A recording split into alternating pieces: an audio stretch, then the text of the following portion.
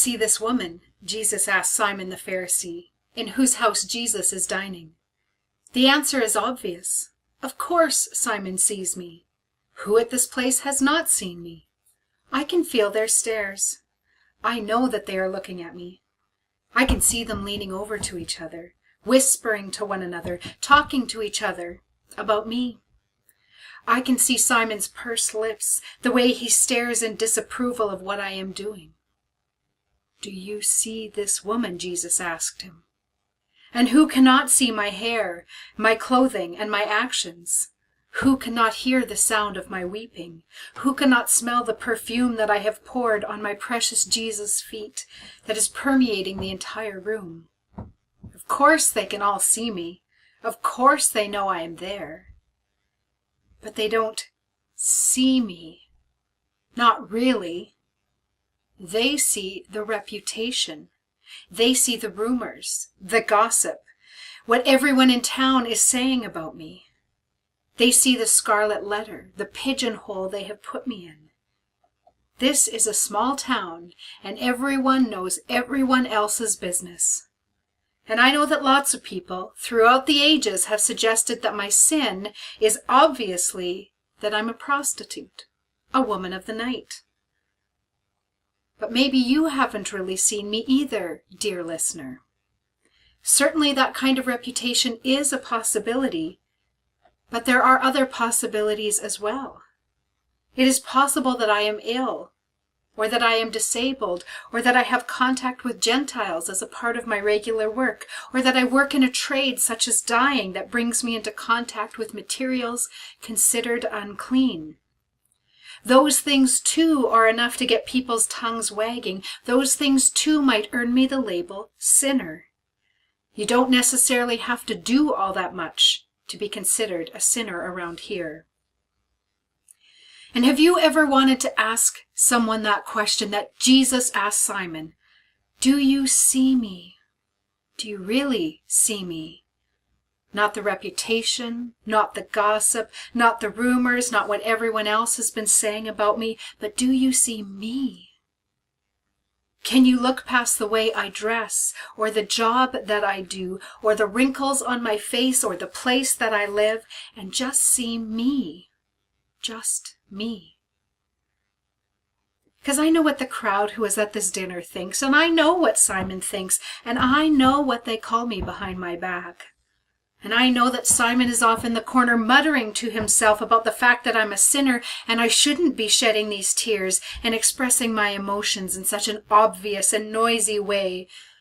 Maybe I've wasted this perfumed oil, or leaving my hair unbound instead of using it as a towel for the feet of Jesus, my Lord. Simon doesn't think that I have a right to be close to Jesus or to touch him. But it seems to me that if Simon wants to open his house to Jesus, then he has to open his home to me too, no matter what he thinks about me. Because I'm at the place where I am today, carrying on as loud and as long as I want to, because I don't care what they think. I don't care what they say about me. I don't care how they see me. Because I know something else. I know this. That Jesus has come to this world eating and drinking, and people say about him that he's a glutton, a drunkard, and a friend of tax collectors and sinners. And so I know what the decent folk of the world call me. But I also know that Jesus has a reputation too, a reputation for being the friend of sinners, sinners like me. And so today I mustered up all the courage I had and I came to this party to lavish my love on Jesus, to say thank you to Jesus for all that he has done for me, for everything he has meant for me, for the ways that he has saved me and forgiven me. Jesus in his love and grace has released me from all the debt that I owed to God, and because of that, I am deeply grateful. I weep because of my gratitude. My tears are tears of joy because I know that whatever I used to be, whatever my past life held, Jesus has forgiven me. I weep tears of joy because even though others can't get past my past, can't seem to see me as anything different than they've seen me all their lives, can't move on beyond the gossip and reputation that I have in this small town, Jesus still sees me differently. Jesus sees me as someone worthy to be his disciple, his follower. That's how Jesus sees me. And so I weep tears of joy because I don't know any other way to respond to this great gift, this great freedom that Jesus has given me. And I don't take what he has done for me for granted, not for 1 minute. I want to respond to the gift Jesus has given me. And so I respond by serving him in this small way.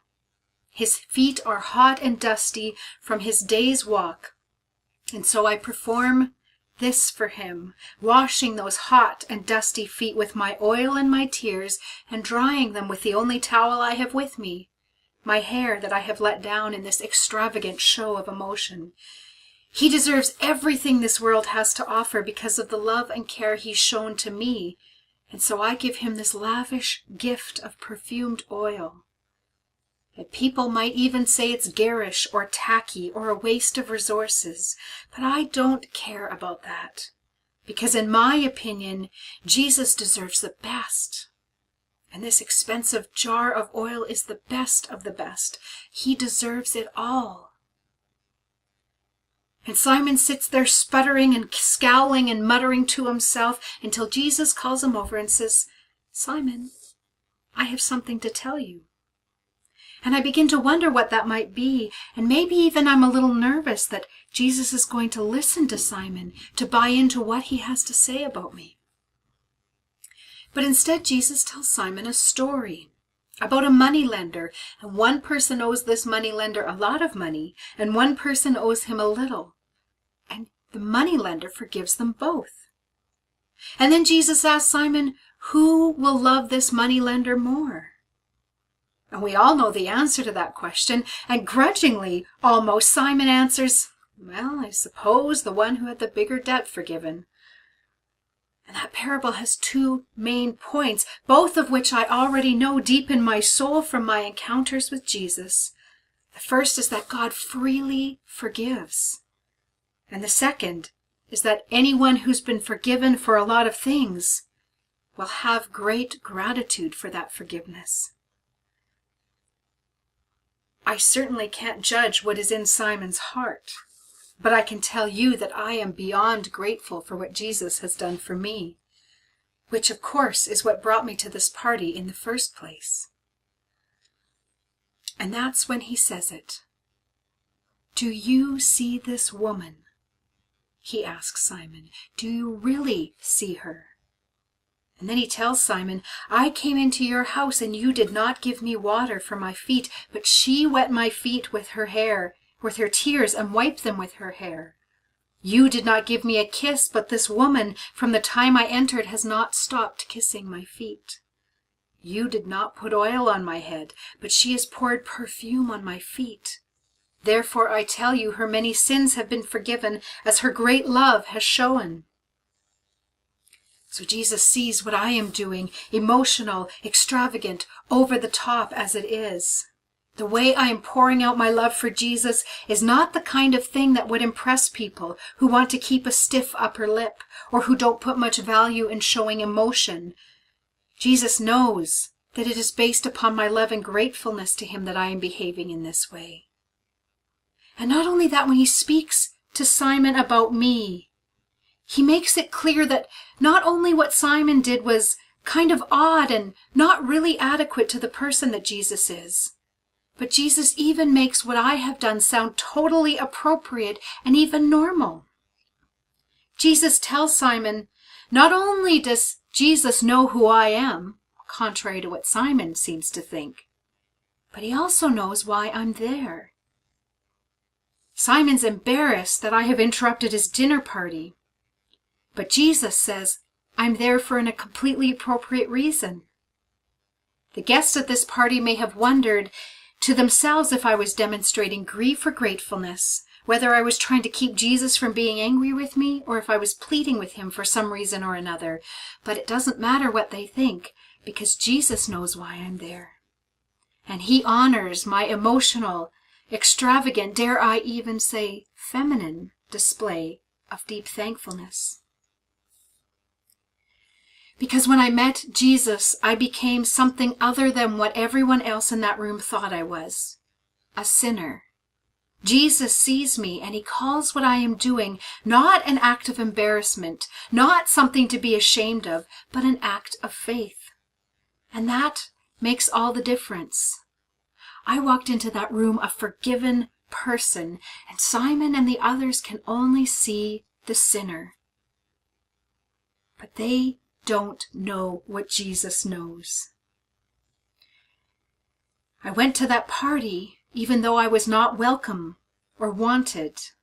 I desired to follow Jesus like those other women I had heard about, like Mary, called Magdalene, and Joanna, and Susanna, and the others who followed and served Jesus out of their own means. And so I had faith that even though others could not see past my label as a sinner, Jesus sees me differently.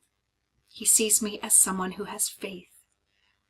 And I believe that I have a seat at the table. I believe I am worthy to be a disciple. I believe that I am worthy of touching and being touched by God. And I believe I am worthy to belong with Jesus. I'm worthy to be Jesus' disciple. I saw those other women following Jesus and I thought, I can do that too. And so I did, no matter what anybody else said about me or thought about me. In fact, sitting at Jesus' feet is the posture of a disciple, and Jesus recognizes that about me. And then, finally, Jesus speaks just to me. You see, all this time he's been conversing to Simon. And then, when he finally speaks to me, he says, "Your sins are forgiven." Now that, of course, is something I already knew. My tears of joy and my act of love was all about having been forgiven. But being forgiven is not a private experience with Jesus. Being forgiven means you get restored to a community. And so Jesus finally speaks to me, but it is not for my benefit. It's for the benefit of Simon and the others at this party. Jesus tells them what I already knew, the reason I was there, that I was showing my gratefulness to Jesus for what I had done. And maybe, now that Jesus has said it, they might believe it too. And finally Jesus said, "Your faith has saved you. Go in peace."